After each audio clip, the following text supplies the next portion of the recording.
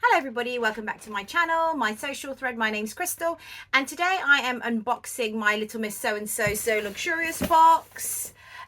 It was a bit delayed this month because Nicola from Little Miss So-and-so, they had a problem with a shipping delivery problem, and it was returned back to the warehouse rather than to their store, and so now I'm receiving it. And I'm going to open it for you today. So here we go. Lovely, lovely substantial box there. So this is the So Luxurious kit under their All Set to Sew range. It's basically a monthly subscription box, and with a slight twist in that you get a choice of a knit pattern or a woven pattern, and then once you've chosen your pattern, you then get a choice of various luxury knit fabrics or various luxury woven fabrics. So last month I went for, well actually this month I went for, I can't even remember, I went for the knit pattern, and I'll open it for you now here. So what you get is the So Luxurious kit is £65. You get either the paper pattern or the printed PDF pattern and instructions. You get 3.5 meters of luxury fabric, either knit or woven, depending on what you've chosen. With the luxury fabric choices, the fabric designers are either Lady McElroy, Arts Gallery, Dashwood Studios, Atelier Brunette, and other such brands, which is really, really good. You get matching thread and all the notions required to make the pattern. So if you need a zip or a button, interfacing, that sort of thing, all of that is included, which is lovely. And for £65, you actually get more value than what you've paid for, because in the past I have chosen quite a few, in fact, Arts Gallery and Atelier Brunette fabrics, and they retail at around £21 to £22 per meter, and I get 3.5 meters, so that's already over the £65, plus the pattern, plus all the haberdashery. Oh, and you also get a little gift in there as well. So last month I got, well, I keep saying last month because you get the choice email gets sent to you at the beginning of the month, and then the parcel gets sent to you at the end of the month, if that makes sense. So I went for the knit pattern, which is the Ruby by Fiber Mood, which is this one here. I can't remember what the woven pattern was. Oh, it escapes me, but I will show you. So basically the reason I went for this is because it's a knit pattern and it's also not fitted, and because I'm 27 weeks pregnant, this would obviously be suitable for myself. So it's basically just like a sweater dress. It's got drop shoulders, it's got gathered sleeve heads, which I like, and cuffs for the sleeves. Then it's just a straight body down. I could, if I wanted to, I might take it in a little bit at the waist, and then it's also got these side slits, which are actually quite unusual for knit patterns, I think. This goes from a size extra small to an XXXL. It is in centimeters, I'm afraid, because it's a European pattern, but the extra small bust would be 76, hips would be 86 centimeters, XXL would be bust of 146 and hips of 145. But as it's quite roomy and it's not fitted, I think you could go down a size. In fact, Adele, who's also a brand ambassador for Little Miss So-and-so, has recently made hers already, because her fabric arrived on time, and so Little Miss So-and-so could ship hers off on time. And she made her size, and she showed me a picture, and it was huge. It was just eating her up. So she actually, I don't know how many sizes she went down by, but I will ask her again. So she went down by a couple of sizes, and then it was a much nicer fit. So there you go. I'm planning to do a full length version, and the fabric that I chose, and then sorry, that you get the A0 printout. Oh, also with Fiber Mood, their pattern. So basically it's a magazine. It's a subscription magazine originally, so I think you get them 4 times a year for £100, or £25 per magazine, including postage and packaging, or euros, which is quite similar. And you get the 4 magazines, and in the back of the magazine you have all the pattern pieces at the back, but you also which means you'd have to trace and add seam allowance, which is a bit of a faff for people that don't like doing that. But also you have the option with the subscriptions to actually pay for I'm not sure, right, 4 or 5 PDF patterns as well. So you buy your subscription plus the 5 PDFs, so then you look in the magazine and whatever you wanted to trace out, you can just click on the PDF that you've purchased and you can print them out yourself. So it's much easier. You can have them printed out on A0, so you can just cut through them rather than tracing, which I really don't like tracing. Also with the A0, you have the choice of adding seam allowance or not adding seam allowance. These have them added, which is great, so I don't have to worry about that. And the fabric I chose is a lovely, I don't know who it's from actually. Is it Poppy? No, it's not. Yes, it is Poppy. So it's Poppy print. The designer is Poppy. And it's basically, it's looking more corally online, but it's basically, it is actually a coral. It's a pinky corally French terry. With black spots on it, and there's so it stretches this way. I think it's a 4-way stretch, stretches everywhere. So it's coral print with black spots, and then I get contrasting black rib for the cuff. Did I get thread? Oh no. Normally you get a matching thread. They might have forgotten it. No, they haven't. I've got a lovely spool of coral matching Gutterman thread. And the gift this year, or for this month, is an actual cross stitch kit. It's called Happy Cactus by Dimension Designs. And it's quite a big one actually. So you get the canvas, the needle and the instructions, and little canvas here. And what's quite nice about this is that the actual canvas is pre-printed, so it's easier to follow rather than following it on the chart. You can obviously, if it's green, then you put the green thread, beige, you put the beige thread. So that's really good. I probably won't do that. I could give that to my daughters because they love this sort of thing. Although it does seem like quite a big, because it's folded, I'm thinking it's going to be like twice the size of this, if not bigger. Does it say? 14 mesh canvas. So I don't know how big the finished article is, but I'll show that to Sienna. I think she'd love to do that. So thank you very much. That's the gift. And so this is an easy sew. I think I could just do all in the overlocker. I don't even think there's any top stitching. Let me have a look. Nope, so it's all in the overlocker. And you don't even have to top stitch the neckline, I don't think. That's it. Yeah, so I could do this all in the overlockers. That would be a really, really quick sew. I could possibly even do this over the weekend. Yeah, that's fine. So I could possibly do that over the weekend, which is really great. In the meantime, I can also show you what I made for last month's box. I chose a woven pattern last month, and it was the Sew Over It Ada dress. I've got the pattern here.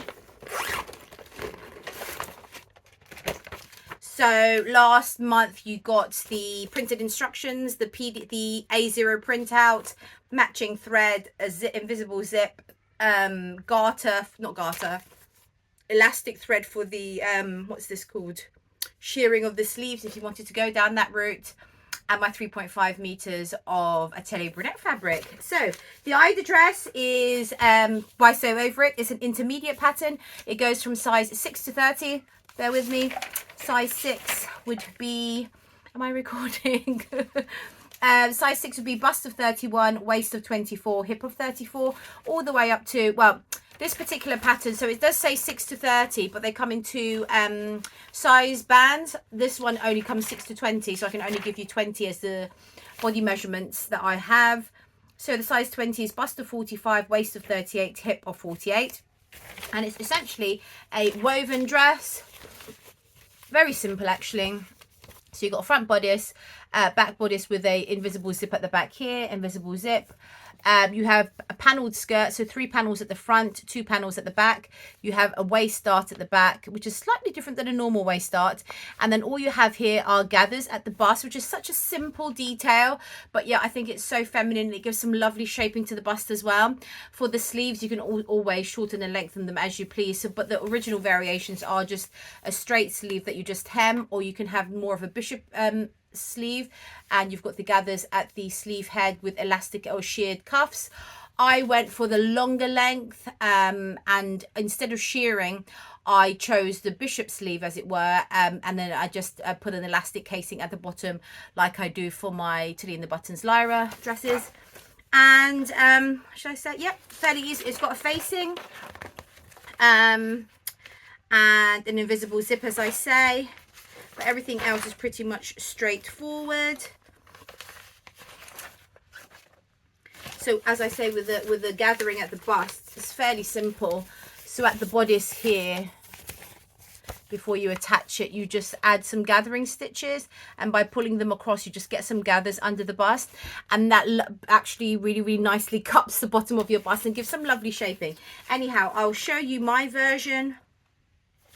Should I show pictures first? I'll show you my version first. And I chose this beautiful viscose twill Atelier Brunette. Don't know if you can see the twill texture there. It's like a rusty browny color with sort of stamped geometric shapes on it. So this is the front of the dress. I don't know if you can see, sorry, don't know if you can see. So this is the gathers underneath the bust. You've got the lovely gathered sleeve heads here. I love the gathered sleeve heads because I think when you wear it, kind of adds a bit of poof and looks really nice. And then instead of the sheared sleeve hems, I just put a elastic casing at the bottom. What else does it have? Oh, the invisible zippers at the back. I'll open up. Let me stand up for you. And I'll open this up. So my invisible zip is invisible, as you can see. I mean, the color of it is sort of that color. So as you can see, you can't see it at all. The only problem is I do have quite a few puckers along the line, and also where I've ironed it, you can see sort of the zip line coming through, which I'm not entirely happy with. So I think I'm going to iron that again, and perhaps with wear that will sort of flatten out. And then you've got the line here, and then you've got back seams here, waist darts there, I meant, and then the panelled skirt at the front. Don't know if you can see one line there, one line there for the panelling, and the front of the skirt kind of curves up at the top as well, which again gives some lovely shaping. I will show you some photos. Unfortunately, what happened last month when I was choosing that, I chose the pattern for my daughter because I knew I wasn't going to fit in it, being 27 months pregnant, goodness me, 27 weeks pregnant. But then I fell in love with the Art Gallery fabric and that colorway, and I chose that, not thinking ahead. And now when it came to making up the dress, it was meant to be for my daughter, but I thought the fabric was just far too mature for her in terms of the color, in terms of the print. And I thought if I made it for her, she probably wouldn't wear it. And it's such a shame because the fabric is so gorgeous, and it is quite expensive. So I spoke to Nicola on the Little Miss So-and-so team, and I basically told her my issue, and I said, oh, I'm really sorry. I chose the pattern for my daughter, but I chose the fabric for myself, and now the two won't go together. And I said, is it possible for me to make my standard pre-pregnancy size 12? So prior to pregnancy, I'm normally a size 12 with Sew Over It. And I said, could I make it in a size 12 so I can wear it after the baby's born, and then just model it on my mannequin or my dress form? And she said, not to worry at all. That's perfectly fine. So that's what I've done. So I'll pop up some photos of the dress on my mannequin and other close-up pictures as well. What did I want to say? So the only thing was the let me show you, the waist darts were slightly different in that, let me show you, waist darts here. So normally the waist darts are just like big V shapes, but this one kind of went in like a kite shape, which is slightly, I've never done a dart like that before, so it is quite tricky because the fabric is quite, I wouldn't say it's fine fabric, but because it's a viscose, it's quite slippery. So getting that thin, once you fold that in half, obviously for your dart to sew in your dart, there's barely any fabric there. So trying to keep hold of that shape was quite hard to do.